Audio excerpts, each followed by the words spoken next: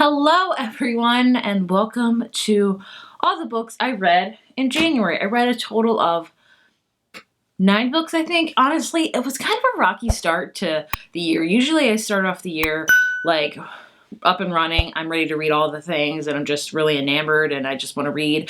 This year was different. I think seasonal depression really hit me hard this year, especially with COVID still going on and ramping up, especially where I live, and also with just how bleak it is where I'm living as well. It's just, I didn't feel like reading, so I only read 9 books, which in retrospect is a lot, but some of the books I read this month I just did not enjoy, so there's that. As always, I'm going to start out with the book I like the least, working up to my favorite book of the month. And if I talked about any books in a review, I'll leave them down below. I think I did like 1 review this month, so I'm just failing on all fronts here. You know, sometimes you start off the year strong, sometimes you don't. Either way, it's okay.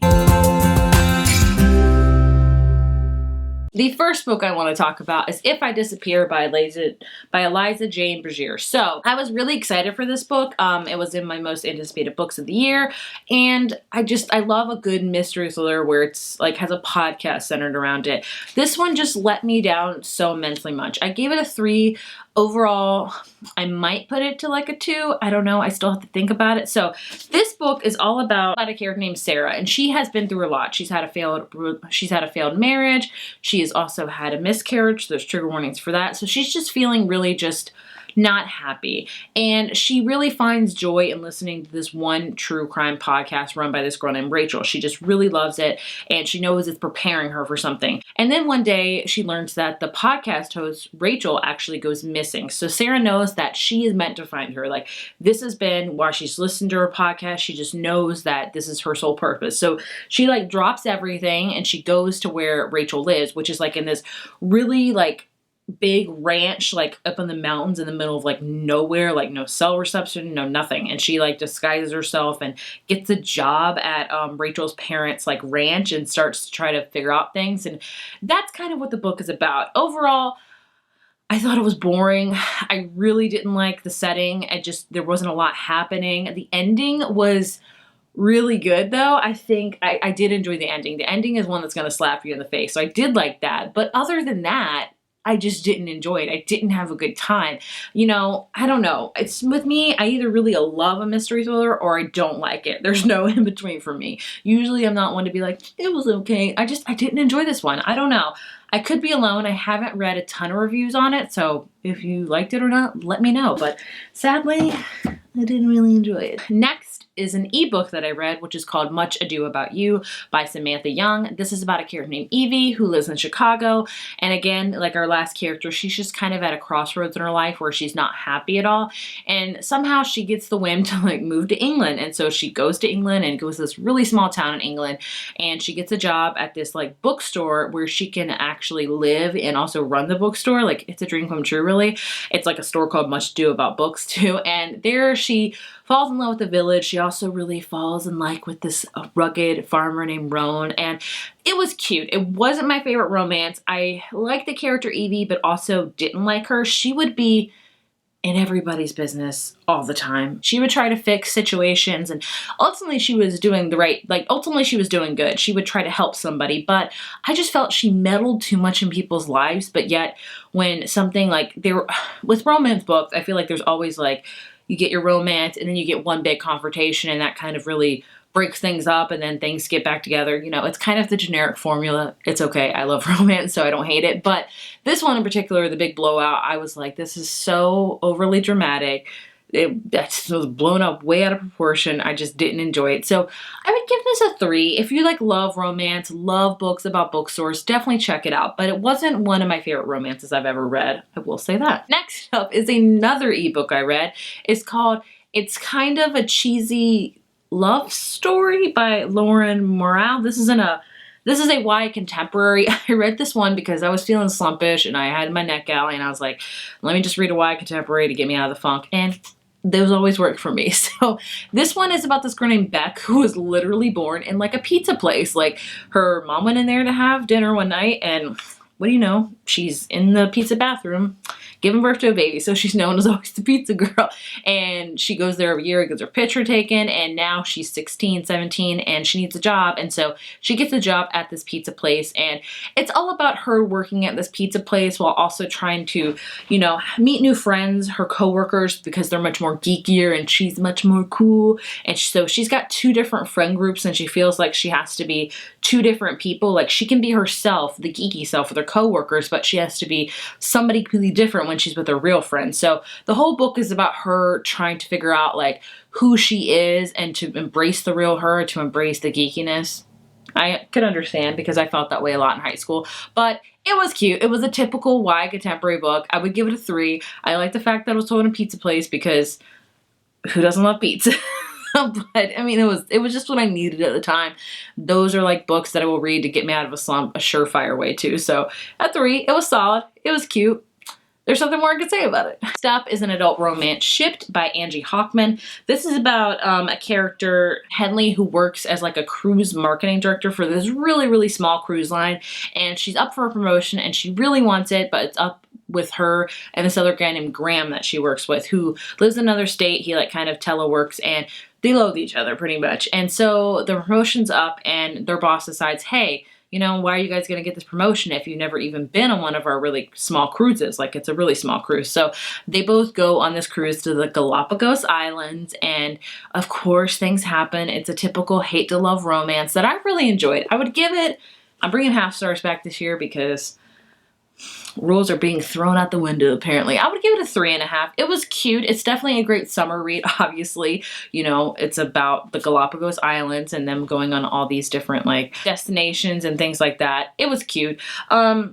It does have a lot of workplace in it. So if you want a book that has to feature a woman that's really like loves her job and wants to do great in it, this is a great one to read. I love reading a strong female that knows what she wants out of her career and things like that. It was cute. I probably should have read it in summertime, but I thought maybe if I read it in the bleakest of winter, it'll give me some hope for summer. I don't know why winter's affecting me so much this year, but it is. But regardless, it was cute. Like most of the books I read were kind of average this month. Next up is another summer read, You Have a Match by Emma Lord. So Emma Lord wrote Tweet Cute last year, which was one of my favorite YA contemporaries, and it's one of my favorite YA contemporaries of all time. So I was very excited to read her sophomore book, and it was okay. It's kind of like The Parent Trap. Also, It Takes Two by like Mary-Kate and Ashley Olsen, it really reminded me of because they both take place in camp and I just love that camp atmosphere. So the atmosphere and setting was there. It's about this one girl named Abby and her friends decide to randomly sign up for this like DNA test just, you know, for fun. And so she does it as well. And then she learns, hey, she has a full-blooded sister out there that she has never known about and lives like a few towns away from her. So they start talking online and they decide to meet up at this summer camp that one of them works at. And so she goes there and she meets her sister. She's very different from that. And the whole book is about them trying to figure out why their parents gave, you know, her sister up for adoption. Like, what was the story behind that? And I did like the sister element a lot to it. I think this book is a typical, you know, YA contemporary where you have a really confused teen of where they want to go in life, what love decisions they want to make, also while struggling with family. And sometimes with those books, I can really love them and identify with them, even though I'm 32. Am I 32? I'm 30-something. But this one, I definitely felt like our main character, what is her name? Abby, was very juvenile. Like, I had a really hard time. Like, she would make these situations because she also had a crush on her best friend. And it was so clearly evident that he liked her too. And I'm just like, let's say something. But, you know, when you're 17, you don't do that stuff because it's scary. And I get that because if I, like, now I'm like, very honest. I'm like, if I got something to say, I'll say it. You know, to somebody that I love. But when I was 17, no, I wouldn't do that. Never, never, never. So, you know, the more I think about it, you know, it's kind of hard to separate my age from the YA contemporary aspect of these characters. But overall, it was cute. It takes place, like I said, in a camp, and it's like in Seattle. So you get the Pacific Northwest vibes to it. And it was adorable. I loved reading about the sisterhood, also the romance that finally came to fruition, and just her journey. She was a little bit, I want to say, unbearable at times, but sometimes I just didn't enjoy her as much. But I didn't like this one as much as Tweet Cute, that's for sure. But I would give this 3.5. It was solid. Again, if you like reading summery books, read that in summer because camp time, perfect time. Next up, I have this big behemoth, From Blood and Ash by Jennifer L. Armentrout. So this one is an adult, it's labeled as an adult romance. I'm putting it as adult romance, fantasy, paranormal, whatever. I don't know. There's so many different categories. So this one I read because it won the Goodreads award last year for romance, and everyone was talking about it, especially a lot of people were recommending it to me because vampires, you guys know my love for vampires. You're not wrong at all. But I read it and I enjoyed it. I gave it a 4 out of 5. But this is way too lengthy. It was so info dumpy. I was like, this is ridiculous. So the way I can describe this is about a girl named Poppy who is a maiden, and basically she has to wear a veil. She can't expose any skin. She's never meant to be touched, to be looked at, to be talked to, because she is being saved for the gods, for like ascension and things like that. And that's kind of our whole plot of this book. And basically the whole book kind of starts off with her. You learn about her, and then you learn that she gets this new bodyguard called Hawk. And ooh, Hawk and Poppy are very attracted to each other. What could happen? And then you learn things. There's vampires involved, like werewolves, things like that. But it's a guilty pleasure read, and I don't hate those at all. I read plenty of them. I mean, they're not really guilty pleasure books. I just enjoy them. But it's just, they're addicting ones. Like, you ain't gonna get much out of them, but a good time. It was steamy. It was fun. It had vampires in it. I definitely will be continuing on with the series. I'm not in any rush because, good Lord, this is insanely thick. But I would give it a 4. I know the second book came out. The third book's coming out this year, so I should probably get on it. But I don't know. I wish it wasn't so info dumpy and it wasn't so long. I don't think it needed to be that long. Maybe it's just me. Maybe I have a huge aversion to long books now. Who knows? 2021 me is just a vastly different person, apparently. Next up is a YA contemporary, a faux love story by Lone Lee. Fun fact, I wasn't even planning to read this till next month, and I was like, I was just still in a slump, and I'm like, I just need to read another cute YA contemporary, and I read this, and I really enjoyed it. I'm not surprised. I knew I was gonna like it. So this is about 2 characters, hopefully I pronounced them right, about Bao and Lin, and basically they have neighboring restaurants. They live across the street from each other. Their parents' restaurants are across the street from each other, and like their parents hate each other. They have faux restaurants and they're kind of rivals, and so they're not allowed to talk to each other. It's like a Romeo and Juliet situation. They go to the same school, not allowed to like each other, and then one day they get paired up on an assignment and they start talking and they learn that they would really like to be friends and ... something more. And they just learn more about their families, of why their families really despise each other. Like there's history there. And also it's about their family. It's a great book. I loved reading about these characters and also about their parents and how they traveled from Vietnam to here and how they've done a lot for their family. And a lot of books where it has Asian American characters, a lot of it has family because they have a lot of respect and honor for their parents because their parents have done so much for them. And so, you know, you're supposed to do that for your parents, obviously. And I loved reading about that, the dynamic between them, because Lynn wanted really to be an artist, but she knows that her parents probably would not respect her decision, but she still wants to respect her parents a lot and honor them. So it was just a really cutesy book with great food, great atmosphere, great family, great representation. It was just adorable. A perfect book to read near Valentine's Day. I just liked it a lot. Like I loved the whole aspect of it. I gave it a 4. Did I say that? It was really cute.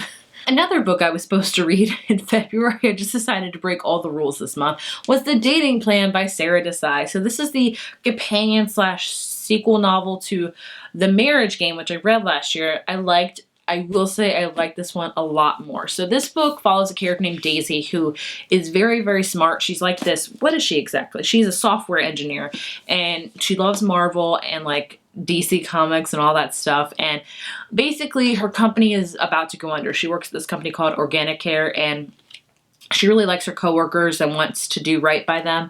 And she runs into somebody from her past named Liam. And Liam was her brother's best friend when they were in high school. She had a crush on him for forever. In fact, that he was supposed to go to prom with her, and that was supposed to be like their big, you know, night out and things like that. And he ditched her and he never talked to her again until he runs into her 10 years later. And so they run into each other. Daisy obviously still has a lot of animosity towards Liam. Somehow through a turn of events, you would just have to read the book, they decide to be fake engaged because it would benefit them both. And so they do just that. And of course, things get rocky from there. I really enjoyed this book. I love Daisy. Daisy is a character. She's Indian American, and she really loves her parents and her family. She has a big family with lots of aunties, and she really loves them, and she wants them to accept her love life and kind of also not pressure her so much with her love life. Loved how smart she was, how she cared about other people, and also her anxiety. She has like an anxiety dog. She has a dog that helps her with her anxiety, which I thought was just an amazing representation when it comes to anxiety. Liam as a character, he was just like, he was such a very masculine, kind of toxic guy where he was like, he knew he was attractive. He knew he was hot. He knew that, you know, he was also very like, if any guy looked at Daisy, he was like, don't look at her, don't go home with him, all this other stuff. Like, he was just very like over the top. Like, he was full of himself. He was cocky. That's the word I'm looking for.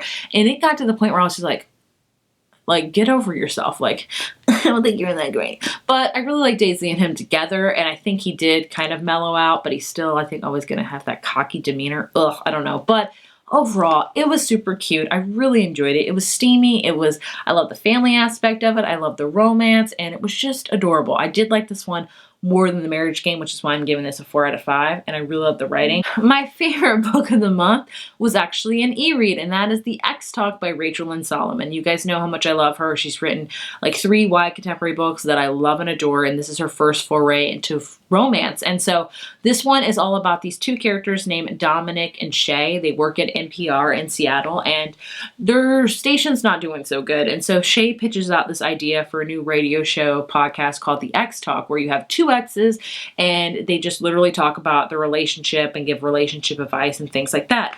And the boss is like, great, you and Dominic can lead it. But they're like, we're not exes. So they have to fake the whole thing that they were in a relationship, that they're not together anymore.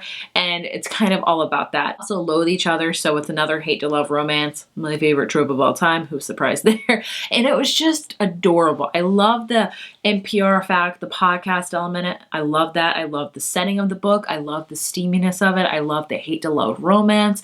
I was here for it. Not surprised at all. I gave this 5 out of 5 because I love Rachel Lynn Solomon, and I'm very excited that she's going into different genres because I think she did really well with this one. Those are all the books I read this month.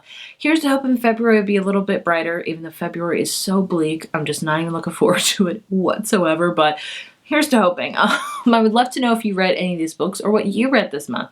Thank you guys so much for watching, and I will see you in my next video. Bye.